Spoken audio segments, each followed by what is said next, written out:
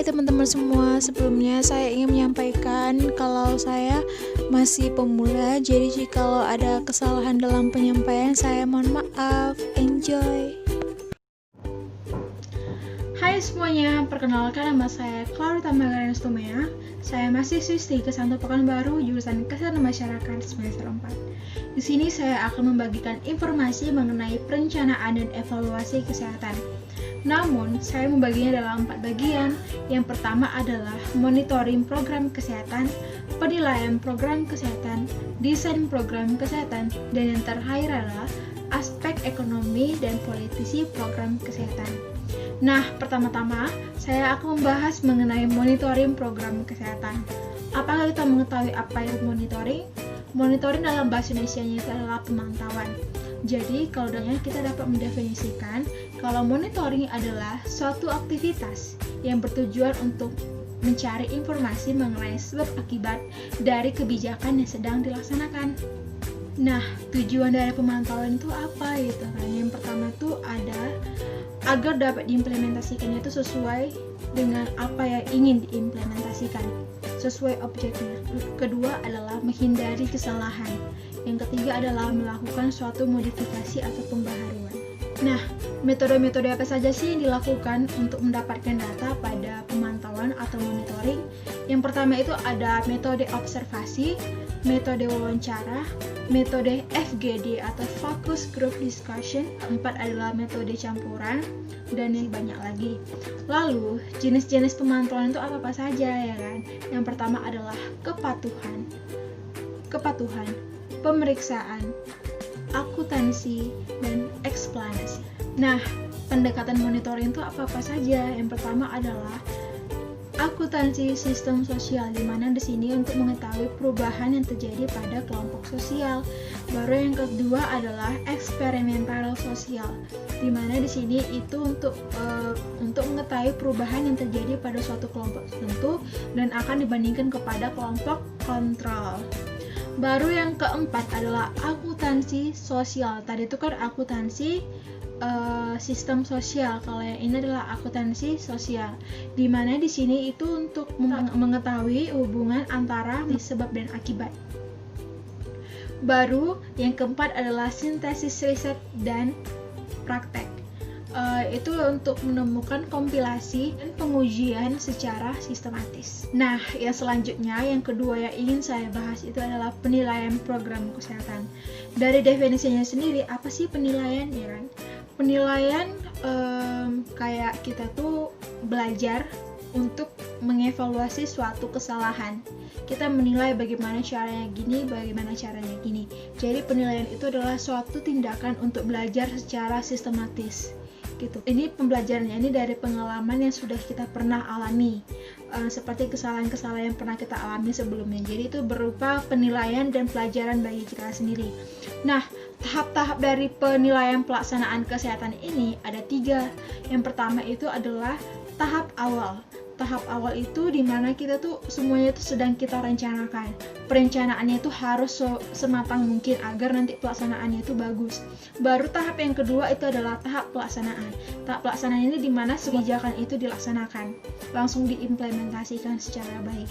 Baru yang ketiga itu adalah tahap akhir, dimana ini tahap yang pengevaluasian ya, dimana apakah kita mengalami suatu kesalahan-kesalahan gitu ya kan, apakah ada kekurangan yang sudah kita perbuat gitu.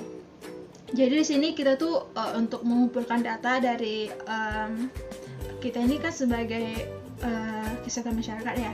Jadi tugas kita itu agar masyarakat tuh puas dengan pelayanan yang kita berikan. Jadi di sini pengevaluasinya apakah masyarakat puas gitu kan.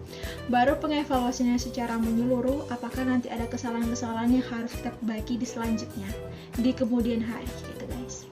Nah, yang selanjutnya materi yang saya akan bahas itu adalah desain program kesehatan. Nah, desain program kesehatan ini kayak bentuk dari program kesehatan. Contohnya itu saya akan bagikannya kepada kalian seperti UKS. UKS atau singkatan dari Usaha Kesehatan Sekolah. Nah, di sini UKS ini kan masing-masing sekolah pasti memiliki UKS. Nah, apa sih gunanya UKS dalam sekolah gitu kan? Pastinya Sedikit tambahan saja, fungsi dari UKS sekolah itu yang pertama membentuk perilaku hidup sehat, kedua meningkatkan kemampuan hidup sehat, yang ketiga menghasilkan derajat kesehatan yang optimal, yang keempat meningkatkan kesehatan peserta didik, dan yang kelima menurunkan jumlah anak yang sakit di sekolah, dan yang keenam meningkatkan kesadaran terhadap pengaruh buruk rokok, narkotika, alkohol, dan obat-obat lain yang berbahaya. UKS itu membantu kita jika salah satu murid atau guru atau segala pihak atau segala masyarakat sekolah itu ada yang mengeluh sakit, jadi bisa beristirahat di sana. Namun pengertiannya sendiri bukan begitu. Jadi UKS atau usaha kesehatan sekolah itu adalah upaya terpadu lintas program dan lintas sektor dalam rangka meningkatkan kemampuan hidup bersih dan sehat. Tujuan UKS ini sangat berarti ya bagi kesehatan masyarakat sekolah karena tujuannya ini untuk meningkatkan pendidikan dan prestasi belajar peserta didik dengan meningkatkan perilaku hidup bersih dan sehat. Dan bukan hanya untuk peserta didik saja, namun lingkungan juga, lingkungan yang bersih dan yang sehat agar masyarakat sekolah juga dapat hidup yang sehat. Nah, sasaran dari UKS atau usaha kesehatan sekolah itu ya semua masyarakat sekolah, bukan hanya siswa ya atau peserta didik. Namun ada peserta didik sekolah, guru, pamong praja, pengelola pendidikan lainnya, pengelola kesehatan, dan juga masyarakat, semua masyarakat sekolah. Kita akan masuk dalam pembahasan yang keempat, yaitu adalah aspek ekonomi dan politik dalam perencanaan. Di sini saya akan membacakannya menurut para ahli. Menurut SP Syagian, perencanaan merupakan salah satu bagian dan proses pembangunan yang diidentifikasi memiliki tantangan di masa yang akan datang. Di bidang politik, di mana posisi perencanaan pembangunan merupakan salah satu bidang kajian dari pembangunan administrasi dalam ilmu administrasi pembangunan. Jadi perencanaan dalam administrasi pembangunan itu sangat penting karena di mana perencanaan ini harus membutuhkan suatu kematangan. Ini akan berjalan dengan baik jika pelaksananya atau dalam artinya itu aktor-aktor yang berperan di dalamnya itu bekerja dengan baik. Jadi jika aktor-aktor yang bermain tadi itu tidak bekerja dengan baik, maka perencanaan itu ya dapat dikatakan gagal karena tidak dilakukan secara matang dan secara sistematis. Nah, di sini saya akan membacakan juga pengaruh ideologi politik terhadap perencanaan.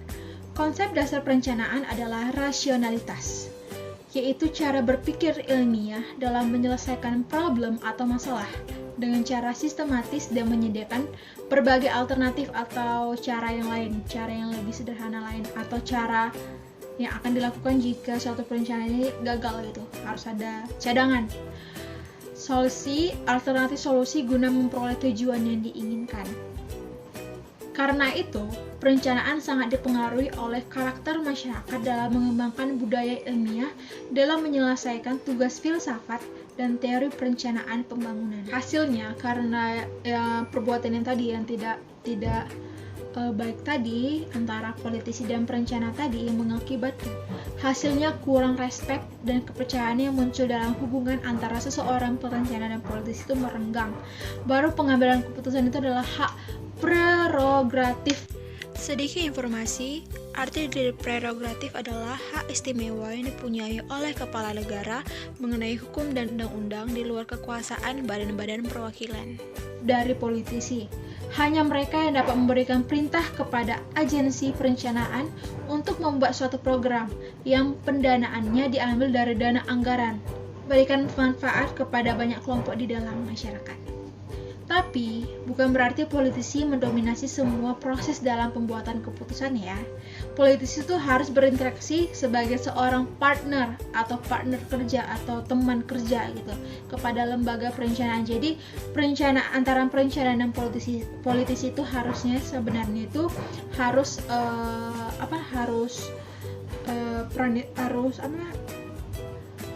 saling bekerja sama dengan baik. Nah, demikian apa yang bisa saya bagikan informasi kepada teman-teman semua mengenai evaluasi perencanaan kesehatan. Kiranya yang saya sampaikan tadi itu bermanfaat bagi kita semua. Dari apa yang bisa saya sampaikan, terima kasih telah memperhatikan dan sudah memberikan waktu luangnya untuk memperhatikan saya. Terima kasih. Sampai jumpa di video selanjutnya ya.